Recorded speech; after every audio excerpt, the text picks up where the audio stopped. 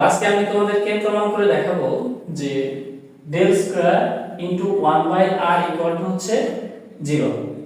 তো এইটা প্রমাণ করার আগে যে বিষয়টা তোমাদের আগে বুঝতে হবে যে এই ডেলটা কিভাবে আসলো আর হচ্ছে আরটা কিভাবে আসলো।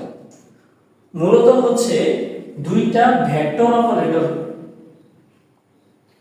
ডেল ভেক্টর আর একটা ডেল ভেক্টর, দুইটা ডেল ভেক্টর অপারেটরকে যদি ডট গুণন করা হয় অর্থাৎ আমরা ডেল স্কয়ার পাই। এই ক্ষেত্রে দেখো আমরা জানি একটা ভেক্টর অপারেটর সমান হচ্ছে কি del by del x i cap plus del by del x j cap plus del by del z k cap.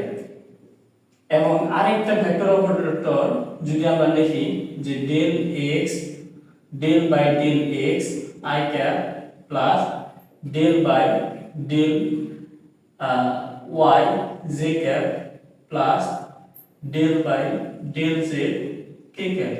তো দুইটা ভেক্টর অপারেটরকে যদি আমরা কি করি ডট গুণন করি তাহলে আমরা পাই হচ্ছে del del x square i cap, sorry i cap হবে না, তো del square by del x square plus del by del y square plus del square by del z square. অর্থাৎ দুইটা ভেক্টরকে যদি আমরা ডট গুণন করি তাহলে আমরা কি পাবো, এখান থেকে ডেল স্কয়ার পাবো।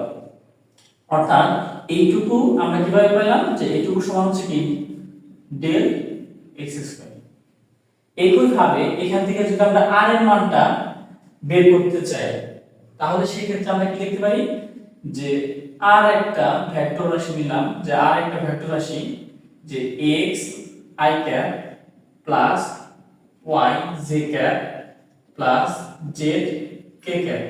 তো এই ভেক্টর রাশি যদি আমরা মান বের করি তাহলে সেই ক্ষেত্রে আমরা লিখতে পারি যে r equal to root over x square plus y square plus z square.